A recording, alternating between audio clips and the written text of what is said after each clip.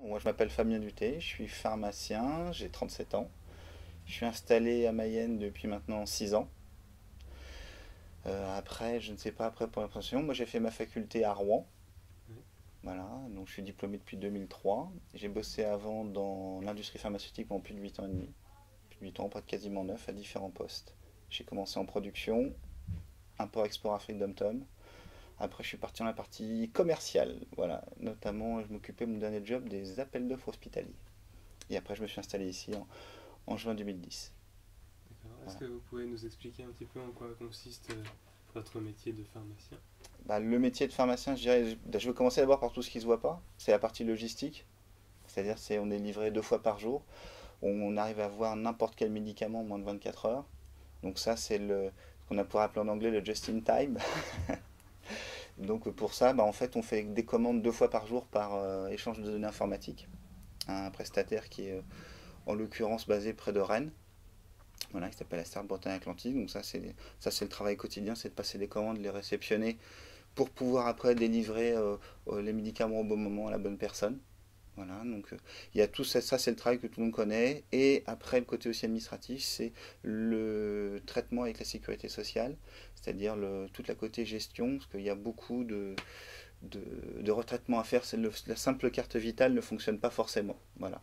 Il y a un travail administratif après de suivi du paiement. D'accord. Donc en fait, ce qu'on voit nous quand on vient en pharmacie, c'est vraiment une toute petite partie de votre Petite job. partie, non, mais je pense que tout le côté administratif derrière ou logistique n'est pas vu en fait. D'accord.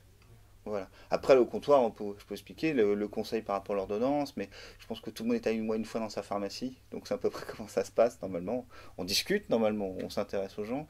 Ce que je dirais, c'est que à Mayenne, ou je dirais quand on existe en milieu, je dirais un peu semi-rural, on connaît nettement mieux ses patients que quand vous exercez dans une pharmacie de centre commercial.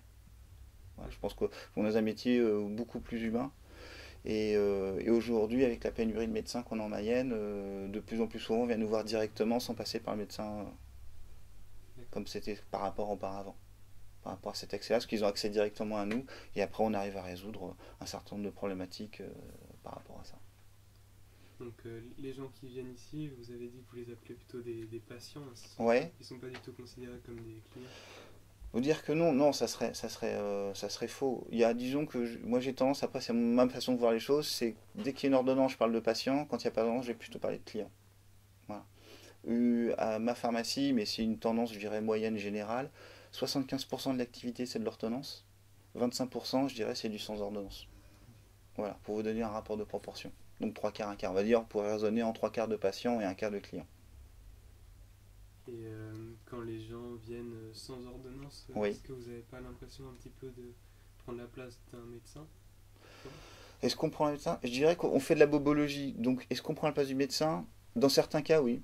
Vous pouvez avoir tout à l'heure la question, on a une cystite à gérer. Voilà. Qu'est-ce qu'on a comme solution? On en a. Mhm. Après, si c'est pas suffisant, on appelle le médecin et on voit avec lui si on peut caser le patient dans la journée. Après, c'est un petit peu en fonction de l'emploi du temps. Là, on est par exemple pendant l'été, les médecins sont peu ou pas disponibles. Voilà. Donc là, du coup, on s'arrange avec eux par téléphone, par fax, mail. S'ils veulent bien, s'ils connaissent bien les patients, on arrive toujours à s'arranger avec eux. Voilà. C'est encore plus vrai quand on est de garde le week-end, où là, pour le coup, là, on fonctionne, pardon, ce que je dis, parce que c'est comme être garde, mais c'est pareil pour n'importe quel pharmacien, avec la régulation médicale. C'est-à-dire qu'il y a un médecin ou deux médecins pour le département, et là ils sont basés au SAMU à Laval pour le département. Et donc par téléphone, on s'arrange avec eux. Est-ce que vous pourriez nous parler des avantages et des inconvénients de votre métier? Les avantages, bah, les avantages, je dirais, je distinguerais. Déjà, il faut parler, il y a pharmacien, dans une officine, il y a deux types. Moi, je suis le propriétaire de la pharmacie, mais je suis une pharmacienne salariée. Déjà, donc après, je dirais, il faut encore déterminer deux profils différents. L'avantage, moi, je vais parler pour moi en tant que titulaire, donc propriétaire de la pharmacie, bah, je sais que c'est plus de chef aujourd'hui par rapport à l'industrie. Donc ça, c'est déjà pas mal. Après, c'est une liberté. Je crois qu'il y a beaucoup de dialogue au sein de la pharmacie, donc ça, j'aime bien ça. C'est ce qui me manquait un peu dans l'industrie, le côté déshumaniser des choses. Là, aujourd'hui, j'ai l'impression de faire un travail humain. Donc ça, c'est un avantage. Le seul inconvénient que j'ai dans mon métier, on a des casse-pieds comme partout. Hein, ça arrive. On va dire c'est 5%, mais dans tous les domaines, hein, ils sont partout pareils. Hein. Et puis, non, ce que diront la même chose que les médecins, c'est que plus ça va et plus on est embêté pour les problèmes administratifs. Voilà. C'est-à-dire que le problème je dirais, du flicage ou de la vision économique de la santé est de plus en plus exacerbé. Certains patients le voient, ils le voient par rapport à leur ordonnance, d'autres ne le voient pas, mais nous, on est contrôlé régulièrement par la sécurité sociale, et par exemple, j'ai ma revue de contrôle sécu tous les 3 mois. Ça me saoule parce que ça m'apporte rien, en fait. C'est du contrôle administratif ça m'apporte pas en qualité ou de délivrance, n'importe quoi. Ça, oui, ça, c'est le truc administratif, mais je pense que c'est dans beaucoup de métiers, c'est ça qui est un petit peu barbant. Ou le suivi des paiements par rapport au rejet de sécurité sociale, par rapport au tiers payant, c'est-à-dire le fait que le patient n'avance pas l'argent au comptoir. Voilà, c'est cette question administrative là. Ça, c'est pas très drôle, voilà. Ce qui est amusant, c'est le dos comptoir, pas derrière. Quelles seraient les qualités requises pour votre métier? Quelle série requises? Bah, si on prend par rapport d'abord au passage à la faculté, je dirais qu'il faut de la mémoire, parce que le concours, en plus maintenant, c'est un grand concours commun avec médecine, sage-femme, dentaire, odontologie, donc et le concours a rien à, est du coup imparfait, parce que c'est de la mémoire, c'est pas forcément de la vocation. On a le même problème avec les médecins. Donc je dirais ouais, de la mémoire, un peu de travail régulier, voilà, dans ce qu'il faut avoir. Et puis, si c'est l'officine qui vous tente, parce qu'il y a d'autres métiers après quand on fait pharmacie, hein, c'est le fait d'être à l'aise avec le public, quoi. C'est sûr que si vous commencez à parler dans votre barbe et poser des questions, c'est peut-être pas là qu'il faut. Je dis pas qu'il faut être capable de parler devant 150 personnes, je l'ai fait par le passé quand j'étais dans l'industrie, mais il faut être à l'aise, quoi. Voilà. Il faut pouvoir discuter de tout. Vous allez rencontrer des personnes qui sont séropositifs, qui sont cancéreux, en ce moment on a quelqu'un qui a une fin de vie.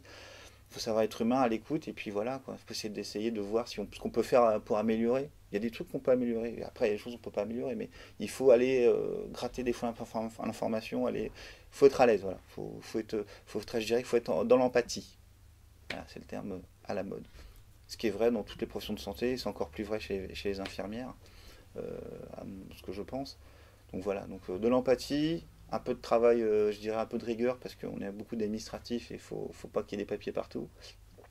Et puis de la mémoire, par rapport, je dirais, à la sélection du concours aujourd'hui telle qu'elle est. En pharmacie, il y a 3 filières. Officine, que tout le monde connaît, l'industrie, à différents domaines, du marketing, de la fabrication et tout ça. Et l'hôpital, qui s'occupe de l'analyse médicale et des ordonnances à l'hôpital. Et ça, en fait, c'est un autre concours qui s'appelle l'internat, qu'il faut passer en fin de 4e année de pharma. Et là, pour le coup, c'est un cursus commun les 2 dernières années avec les médecins. Voilà, c'est pour tout ce qui est analyse médicale. Ce qui vous plaisait le plus, c'était... Moi, c'était l'industrie au départ. Oui, j'avais pas envie. Parce que moi, le problème du pharmacien biologiste, c'est qu'il parle qu'à ses automates. C'est-à-dire que vous voyez jamais les patients. Il voit le tube à essai, il voit le problème d'urine, il va voir les extraits de sel, mais il voit pas les gens. Mais c'est de la manip. Après, c'est de la manip de fiole. Il y en a qui adorent ça. Faut chacun, c'est un autre job. Je pense qu'on existera toujours parce que quand les gens sont malades, ils veulent le médicament maintenant et pas dans 24-48 heures. Donc je pense qu'il y en aura de l'avenir, oui. Après, ça dépend un petit peu. On est dépendant de ce que moi, à chaque fois, je suis un fonctionnaire déguisé. Que 75% de l'activité de la pharmacie, c'est de remboursement sécu et mutuel. Donc pour moi, c'est l'État qui choisit ce qu'il veut donner comme rôle à nous. Aujourd'hui, il y a une pénurie de médecins. Donc, on est en train d'avoir ce qu'on appelle de la délégation de tâches. C'est-à-dire qu'on récupère des activités qui normalement étaient dues avant aux médecins et qu'on récupère nous aujourd'hui. Et ça va être ça de plus en plus. Parce qu'en Mayenne, par exemple, il y a une pénurie, donc il faut qu'on puisse combler les manques. Mais c'est pas forcément quelque chose qui vous gêne? Non, si ça se fait je dirais en bonne coopération avec les médecins et du dialogue. On arrive à le faire à Mayenne avec le sujet du pôle santé. On arrive à le faire. Il n'y a pas de raison qu'au niveau national, après, on n'y arrive pas à la même chose. Il faut juste se parler.